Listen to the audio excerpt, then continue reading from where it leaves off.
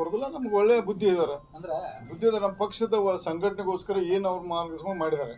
ವಿಜೇಂದ್ರನೇನೋ ಬೈದ್ರು ಅಂತ ಹೇಳಿ ಸರ್. ಯಾರು ಬೇದ್ರೆ ನನ್ನ ಬಿದಿರ್ಬೇಕು ತಿಳ್ಕೊಳ್ಳಿ, ಹಂಗೆ ಹೇಳಕ್ ಬರೋದಿಲ್ಲ. ನೋಡಿ, ನಮ್ಮ ಹಿರಿಯರ ಬುದ್ಧಿ ಇದೆ, ನನಗೆ ಬಿದಿರ್ಬೋದು, ಯಾರು ತಪ್ಪು ಮಾಡಿ ಬಿದಿರ್ಬೇಕು, ಅವ್ರ ಹಕ್ಕದ. ನಾವು ಪಕ್ಷ ಸಂಘಟನೆಗೋಸ್ಕರ ನಾ ತಪ್ಪು ನನಗಿದ್ರೆ, ಅವ್ರ ತಪ್ಪು ಅವ್ರು ತೆಗೆದ, ಅದಕ್ಕೆ ನಾವು ಅದನ್ನ ಹೇಳಕ್ ಬರೋದಿಲ್ಲ. ಸರ್, ನೀವು ವಿಜೇಂದ್ರ ಅವರ ಅಧ್ಯಕ್ಷ ಸ್ಥಾನ ಒಪ್ಕೊಂಡಿಲ್ಲ, ಎಂದೂ ಒಪ್ಪಿಲ್ಲ, ಒಪ್ಪೋದಿಲ್ಲ. ಅದಕ್ಕಾಗಿ ಯಾರು ಸರ್ ಬದಲಾವಣೆ? ಅರವಿಂದ್ ಲಿಂಬಾವಳಿ ಅವರ ಹೆಸರು ಅದು ನನ್ನ ಡ್ಯೂಟಿ ಅಲ್ಲ, ಪಕ್ಷ ತೀರ್ಮಾನ ಮಾಡ್ಬೇಕು. ಯಾಕಂದ್ರೆ ಅವ ಜೂನಿಯರ್, ಅವನ ಪಕ್ಷದ ಏನೂ ಅವಾಗ ಸಿದ್ಧಾಂತ ಗೊತ್ತಿಲ್ಲ.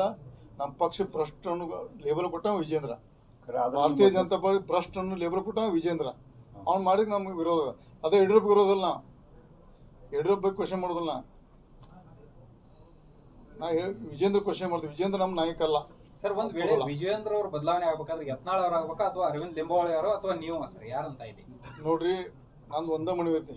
ಈಗ ಕಳೆದ 20 ಅನಂತಕುಮಾರ್ ಸತ್ ನಂತರ ನಮ್ಮ ಪಕ್ಷದ ಭಾಳ ದೊಡ್ಡ ಹಣ ಹೋಗ್ತಿತ್ತು. ಯಾರೂ ಲೀಡರ್ ಇಲ್ಲ. ಒಂದು ಏನೋ ದೇವ್ರದ್ದು ಏನೋ ಟೀಮ್ ಆಗಿದೆ. ಯಡಿಯೂರಪ್ಪನವರು ಇರಲಿ, ರಮೇಶ್ ಜಾರಕಿಹೊಳಿ, ಯತ್ನಾಳ್ಳಿ, ಒಬ್ಬರ ಕೈಯಾಗ ಕಪಿಲ್ ಮಿಶ್ರಾ ಸಿಗಬಾರ್ದು. ಸಾಮೂಹಿಕ ನಾಯಕ ತರಬೇಕು. ಒಬ್ಬರ ಕೈಯಾಗ ಪಕ್ಷ ಸಿಗಬಾರ್ದು. ಸಿಕ್ಕರೆ ನಾನು ಒಬ್ಬ ಸೆಕೆಂಡ್ ಯಡಿಯೂರಪ್ಪ ಆಗವ, ನಾನು ಸರ್ವಾಧಿಕಾರಿ ಆಗವ, ಆಕೃಷ್ಣ ಕೂತ್ಕಲೆ.